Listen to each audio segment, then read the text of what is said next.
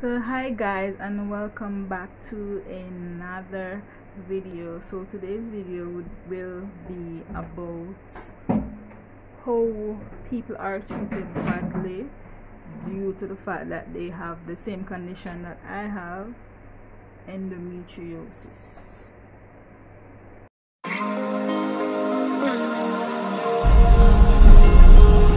Memories fade away, wither out, but I can't ignore the ache, lying deep underground. You must have lost your way.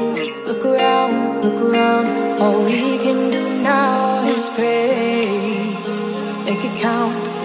I've lived through what I have lived, seen pain you can't imagine.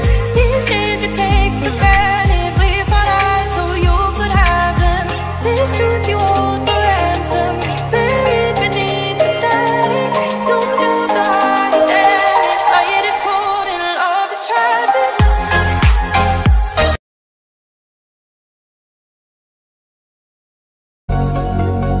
You tuck me in, and the second you leave, I call you right back. Hi and welcome back to my channel. For those who haven't subscribed, click subscribe now down below, and don't forget to turn on your notification bell, because if you do not turn on the bell, your subscription will not go through and you will not be updated when I release my next video.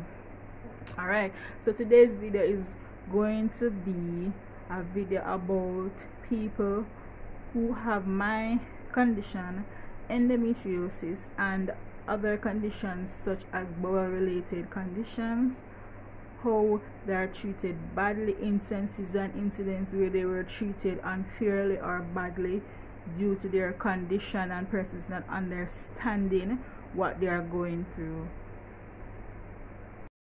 Alright, so I asked people in my endometriosis endo warriors group that have the same condition as me and other conditions that are related to endometriosis. I asked them to tell me instances where they felt they were rejected, neglected, or treated badly due to their condition. Okay, so one person, the first person I'm gonna talk about, she said when she was going to school, the guidance teacher was asked to take her to the hospital. She did not take her to the emergency area. She left her with a friend that accompanied her them from a far way from the location, which means she didn't carry her straight to the emergency area. That she just came and left them at a gate, and they had to walk the rest of the way together. So she explained how the entire time she was holding on to her friend in excruciating pain and vomiting. Thankfully, the doctor she saw knew of her situation and her condition and immediately attended to her. The next day at school, the guidance and school nurse teachers confronted her that her pain did not need any intervention.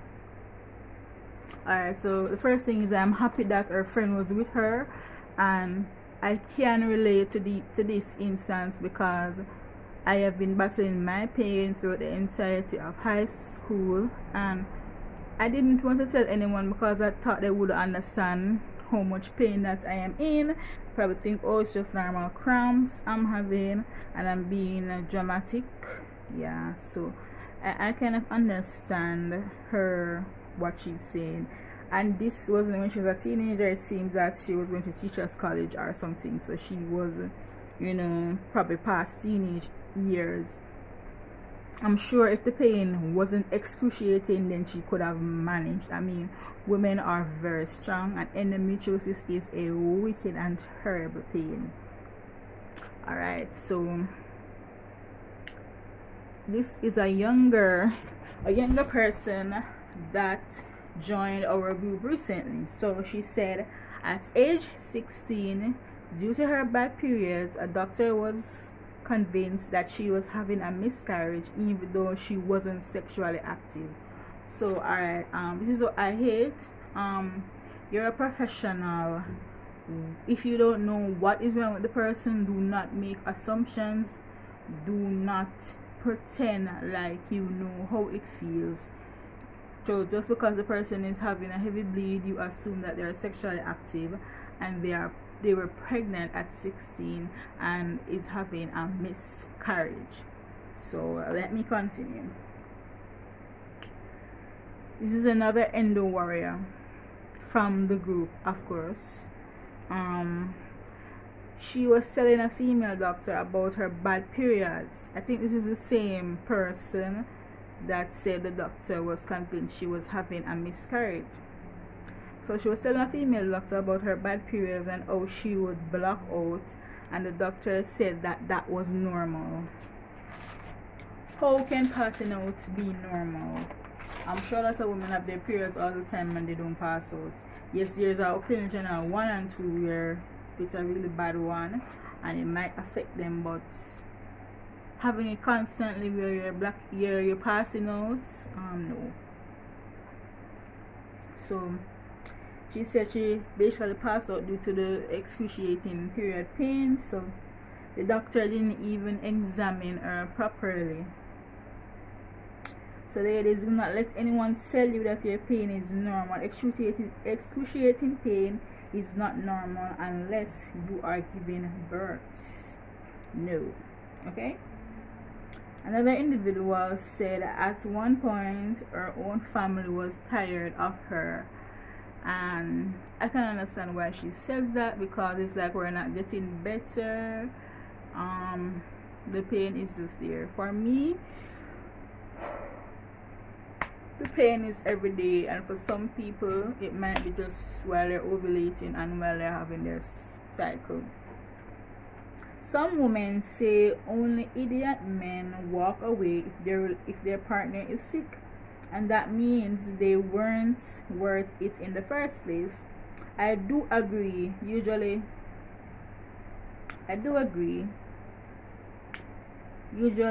some, once you say you are sick, they don't call back your phone. And yeah, if I want someone to not call me, I just tell them that I am sick. So I tell them that I am sick to see how they are going to react, and you can almost always know that they won't call you back. And some will they tend to tell you that they won't call you back, others will just pretend that you don't exist, because in the first place they were looking for someone who they can gallivant with, do all kinds of sexual stuff with them with no repercussions. And that is why we have so many children that are unwanted by fathers. Okay, and that's another topic for a different day. Some men say, some women say they think that the woman does not explain things properly to their male partners, such as what will happen in surgery. So them not understanding what's happening, they are unable to sympathize. She thinks some aspect of the rejection comes from us not providing adequate information for males in our space. Alright, so that was her opinion. She thinks that the partners that leave, they won't work it in the first place, and she also thinks that we should explain what's really going on to our male counterparts and see if they'll sympathize. Excuse me guys, I'm tired. And see if they will sympathize with you and understand. Some of them will stick it out for a while others will just leave. She says the man's behavior doesn't have an impact on her. So this is the same person. However, recently she chose to have a female gynecologist and realized that she exerts far more empathy than a male doctor. People make fun of her that her favorite place is the emergency room, and she found it quite offensive, even though they were joking around, but they do not know the pain she has to bear. So I guess this was an incident for her where she was at the emergency room and the nurses were like, "Why are you here today?" jokingly, that this is her favorite place to be.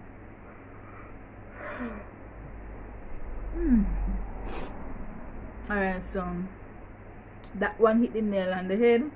Nowadays, people don't even want to be your friend because they want to use you at their will. I think that's coming from me. They find you unreliable, say you are always sick, so you can't do anything fun with them. Instead of trying to help you feel better, they make me feel as if I am the bad friend because I can't do what they want me to do.